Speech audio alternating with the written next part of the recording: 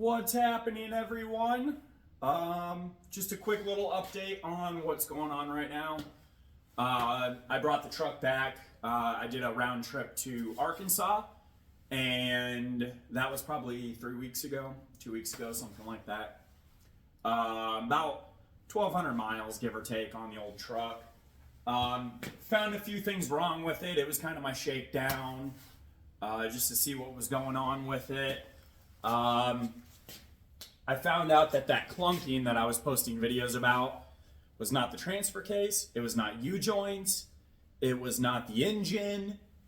It was the fact that I didn't tighten down my rear rim on the truck. And when I got down to Arkansas, jacking up the rear end, I noticed that the tire was loose, and I only had one lug nut on it. And that one lug nut was probably 3 threads away from coming off. And I drove that truck probably in the dark for 3 hours on the back roads, and I hit every pothole that existed. Thankfully, the rim was not destroyed. The studs came out really easily, and I put all new studs in, retorqued everything correctly. So it drove back home really well, really well. So right now I am just going through the rest of the stuff. I've finished the bed, the back area, so it looks pretty good. Here in a moment I'll take you over and kind of show it to you. And yeah, so the things that I found out that were wrong with it were, I had an exhaust manifold gasket that was bad, so I had that changed out. I say I had it changed out, but I did it. It's a big block. It's easy. So I did that, got everything torqued down on that. I changed out the timing chain. That was actually a lot longer job than expected. It's normally pretty easy on this, but finding a timing chain right off the bat was not as easy. Thankfully, our engine builder, Randy Bayer, in Gretna, Nebraska, he had one stock timing chain, so I got that together. And then as I was putting everything together, I noticed that there was a stud in the water pump housing that was broken off, and the previous owner must have threaded out the water pump itself and put just a bigger bolt on and went with it. So while I had it out, I had my dad help me. We got it extracted and got a new bolt in there, so everything's good. It's a little ironic because as we were timing it last night, I noticed that said bolt that we replaced and I put the new one in, I didn't actually tighten it down. So no damage there, but I will be tightening that up and going from there and just figuring everything out. The next issue that I'm having is a lower radiator hose. They're not as easy to find specifically for this truck, but it'll be found all before I leave tomorrow. I will be heading south to Thibodaux, Louisiana, where I will be seeing my buddy Aaron Talent, Marine Corps buddy. And along the way, hopefully I can see some friends, chat about stuff, and hopefully get my first person on the podcast.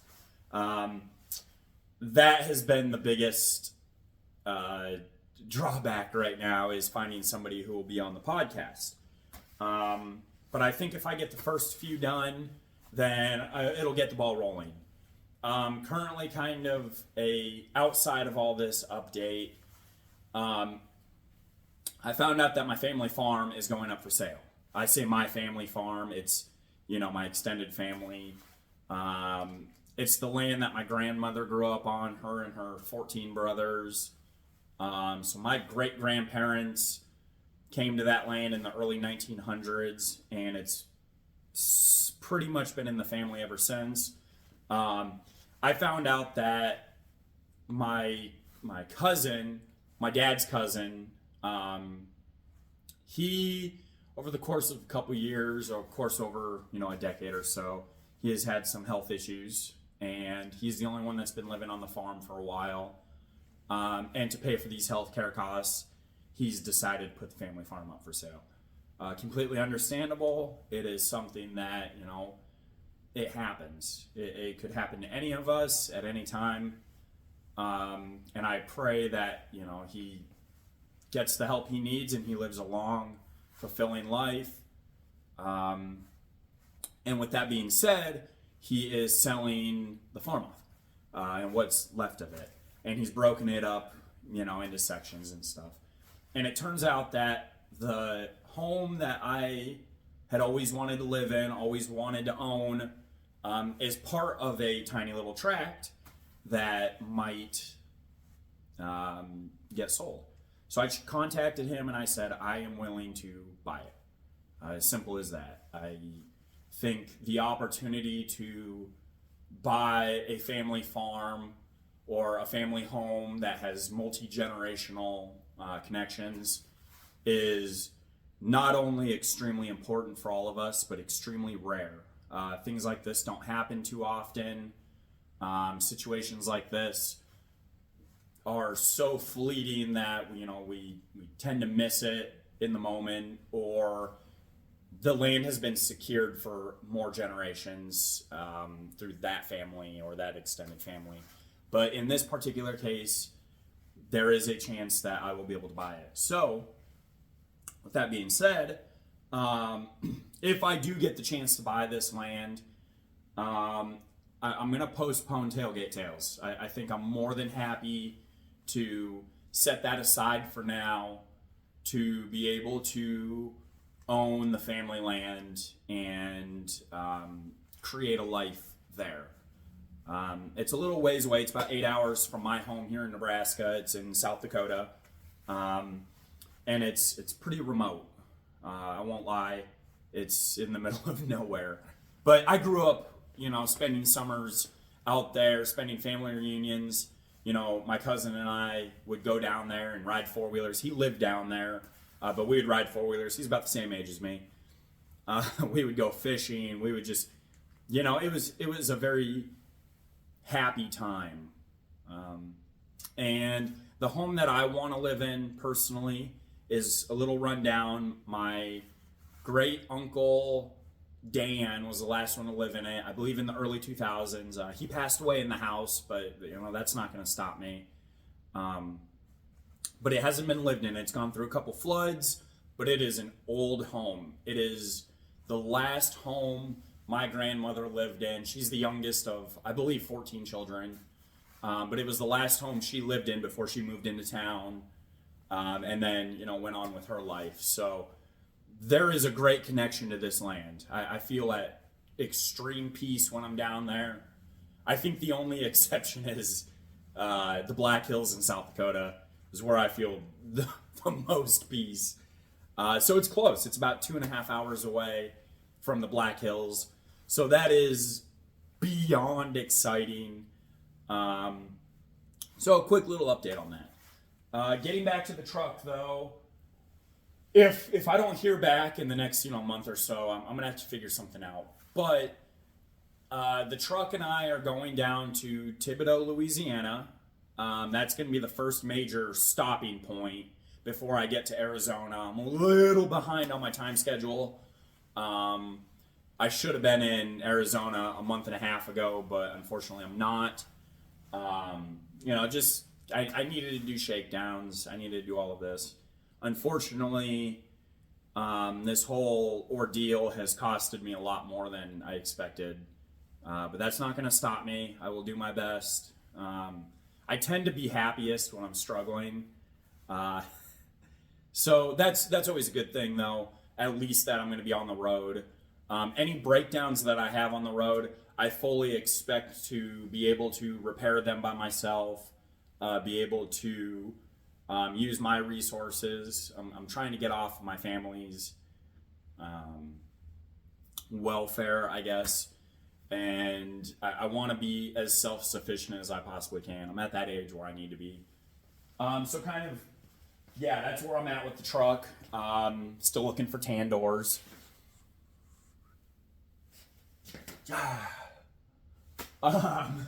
So that's what's happening right now. I'm really, really excited to get this girl going. She has been such a great truck. You know, I've had some hassles with her, but it's a 53-year-old truck. It's a 1970, so I fully expect to have these issues. I just wish, you know, my luck was a little bit better. Sometimes I wish that things would go my way a little bit better, but you know, that's life. That's the things that we shouldn't expect. They're nice when they happen, but at the same time, you know, those hardships or those things that we go through, that's what makes us. That's what makes us great. Simple as that. So yeah, so there's the few things left that I'm going to be doing on it, and she should be good. The one little snag I think right now is about 5 days ago I was going to bring the truck in because it's been sitting outside. I was going to bring the truck in and do some things to it, you know, just a few things here and there. And I did not open the garage door correctly. I mean, I did. I messed up and I ran into our garage door. Not a big deal, right? We have a really good friend, Wade. What's the name of the company? I'll put the name of the company in the description of this video. But he does amazing doors here in Omaha, Nebraska. Garage doors, stuff like that. The guy's on point. So I got to see him the other day. He has a really cool TRX Dodge. Very, very, very awesome dude.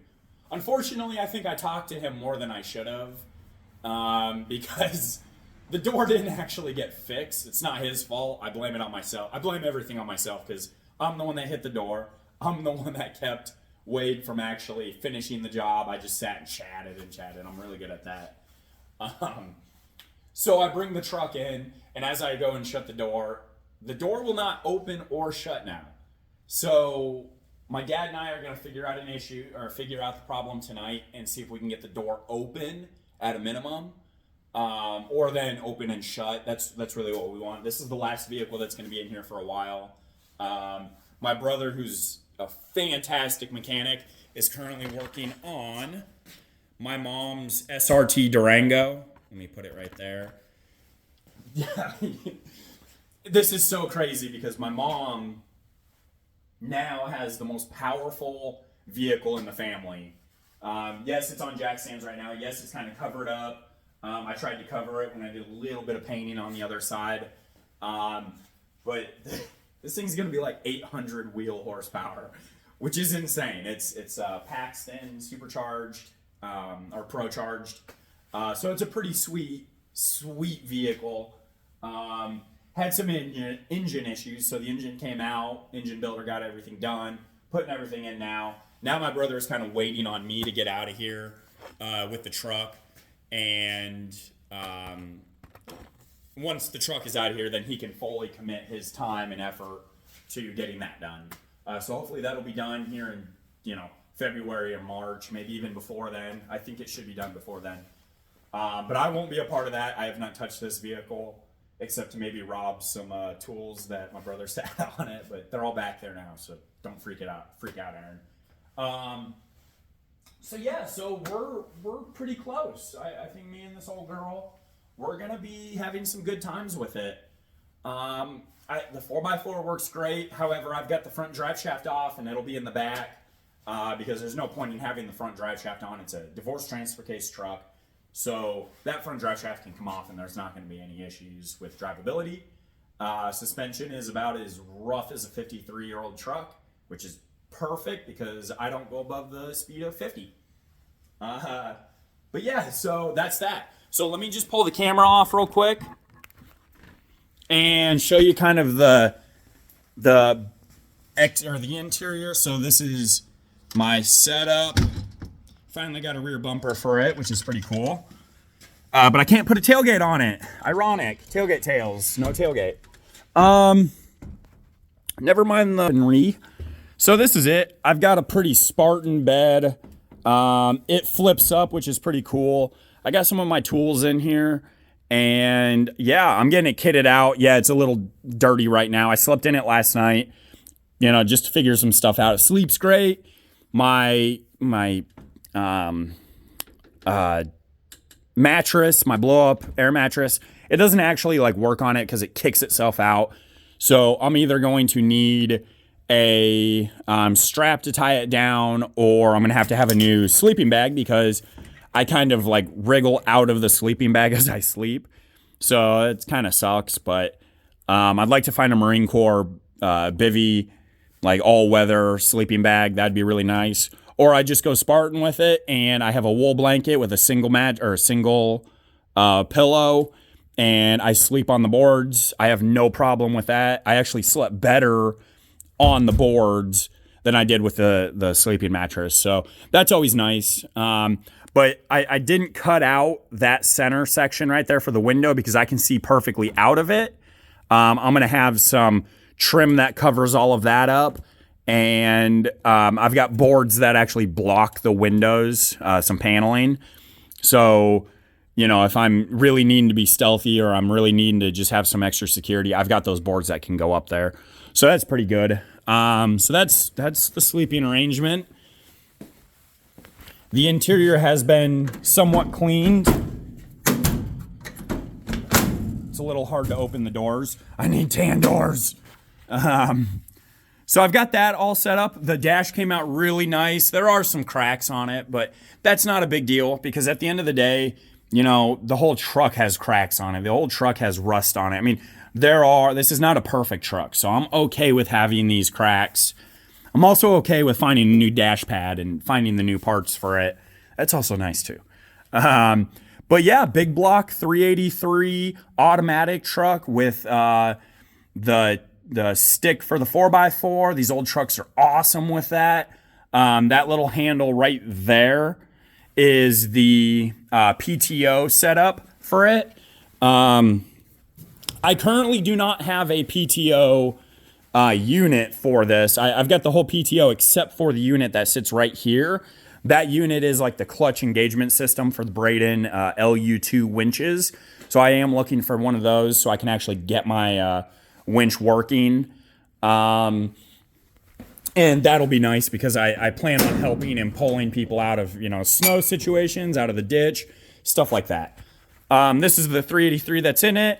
The only thing I've really done to it that's aftermarket, quote, quote, aftermarket, is put an electronic ignition on it. I bought that while I was overseas, and it came at the perfect time. It actually came before the truck, so that was nice. Got that in, and everything else is pretty much stock. The alternator was done by a previous owner, so that's, you know, done there. But yeah, stock 2-barrel, stock everything. And then the battery. I went with the Odyssey battery. I've heard nothing but good things with them. And so far, it is cranked better than any system that I've ever owned, any battery that I've ever owned. I've owned Optimum red tops, you know, the Goodyears that, I say Goodyear, not Goodyear battery, but the good era of the Optimas. And this thing is just bar none, light years better. Paid a pretty price for it, but that's okay. It's not a big deal. Yesterday, I was kind of having some fun, and I wet sanded all of this down and then threw a coat of clear coat on it, which is pretty cool. So it shined up real nice. There's some, you know, you can see these issues right here. This is going to have a little plate on it where I could put tools and everything. I like these old Dodges. I love these old Dodges. These are I love these trucks. They are so freaking amazing. They look so good. I mean, I think they're the best looking trucks of all time. Or at a minimum, the Dodges of the 40s, 30s, and 40s are also really good looking trucks. So this is kind of where I'm at right now. I'm excited. I'm almost there. I got ramps and everything so I can get the Honda in there. It will fit. I'll have more than enough room. My 1986 Honda CT 110. She's a great bike. I changed the oil in it. There wasn't much oil, but I got the oil in it. She runs fantastic now. When I get to Thibodaux, Louisiana, I'm going to see if my buddy can help me adjust the lash on the valves, and we'll go riding. So, yeah, stay tuned. Really excited. This is such a cool truck.